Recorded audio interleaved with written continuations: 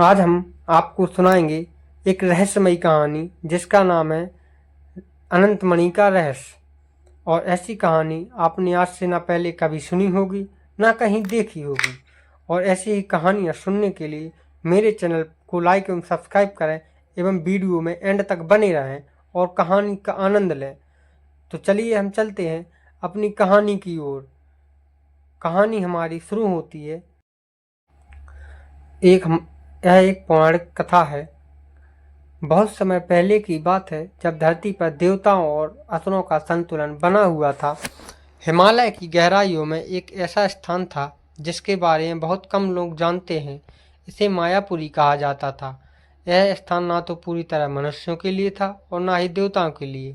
यहाँ समय रुक सा जाता था और जो भी इसके भीतर प्रवेश करता वह अपने वास्तविक स्वरूप को भूलकर एक अलग ही मायावी दुनिया में खो जाता। मायापुरी के चारों ओर गहरे बादल और अनंत अंधकार छाया रहता था।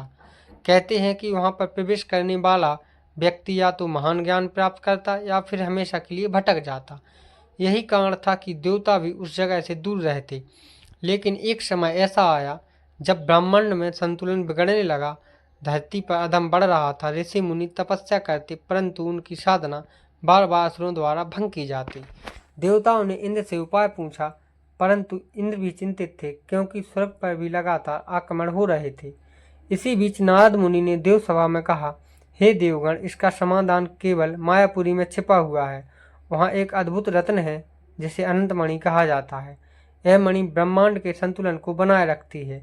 यदि यह असुरों के हाथ लग गई तो संपूर्ण सृष्टि विनाश की ओर चली जाएगी। देवताओं में सन्नाटा छा गया।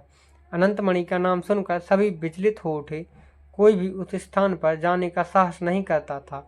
तब भगवान शिव प्रकट हुए और बोले, यह स्थान मेरी ही रचना का एक अंश है, लेकिन वहां जाने का मार्ग कठिन है। केवल वही जा सकता है जिसका हृदय निर्मल और निडर हो।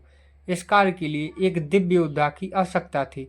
तब नारायण ने सुझाव दिया कि धरती पर रहने वाले एक साधारण मानव को यह कार्य दिया जाए, ताकि उसकी परीक्षा भी हो और मानवता को भी संदेश मिले। साधारण मानव का चयन काशी नगरी में एक युवक रहता था, आरव। वह एक सामान्य ब्राह्मण पुत्र था, परंतु उसका हृदय पवित्र था।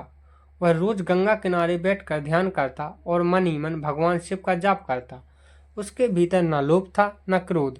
एक दिन स्वप्न में भगवान विष्णु ने उसे दर्शन दिए और कहा, आरव, तुम्हें एक महान कार्य के लिए चुना गया है। तुम्हें मायापुरी जाकर अनंत मुनि लानी होगी। यह कार्य कठिन है, लेकिन यदि तुम सफल हुए तो पूरी सृष्टि सुरक्षित हो जाएगी। आरव घबरा गया, परंतु उसने साहस जुटाया और सहमति दी। मायापुरी की यात्रा। आरव ने यात्रा आरंभ की। सबसे पहले उसे गंगा के उद्गम स्थल तक पहुंचना था, जहां से मायापुरी का गुप्त द्वार खुलता था।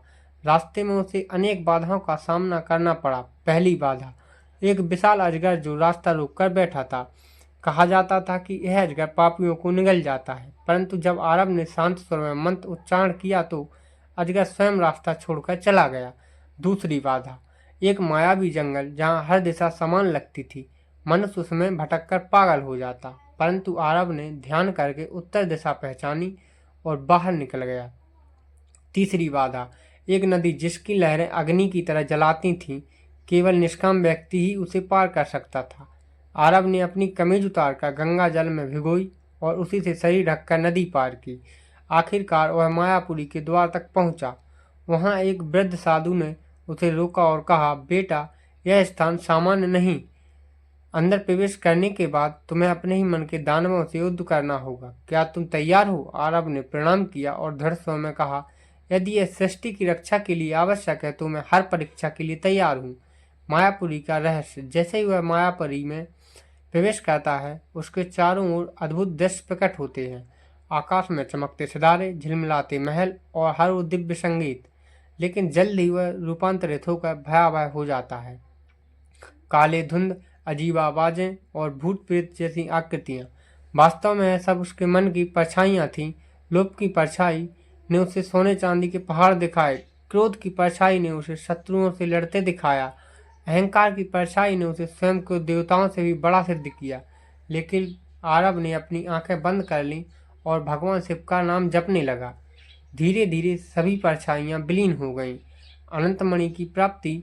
मायापुरी के केंद्र में एक अद्भुत कमल था जिसके भीतर अनंतमणि चमक रही थी। जैसे ही आरव उसे लेने बढ़ा, एक रहस्यमय स्वर गूंजा, हे मानव, यह मणि लेने का अधिकार केवल उसी को है जो अपनी आत्मा का त्याग कर सके। क्या तुम इसके लिए तैयार हो? आरव ने बिना सोचे कहा, यदि मेरी आत्मा के त्याग से समस्त जगत सुरक्षित होता है तो यह बलिदान भी स्वीकार है। जैसे ही उसने यह कहा, उसकी देह से एक दिव्य प्रकाश निकला और मणि स्वयं उसके हाथों में आ गई। मायापुरी का अंधकार मिट गया और वहां दिव्यता फैल गई। सृष्टि का संतुलन। आरव मणि लेकर लौटा और देवताओं को सौंप दिया। भगवान शिव ने प्रसन्न होकर उसे आशीर्वाद दिया, तुम्हारा त्याग व्यर्थ नहीं जाएगा। तुम्हें अमरता नहीं परंतु ऐसा यश मिलेगा कि युगों तक लोग तुम्हारा नाम लेंगे।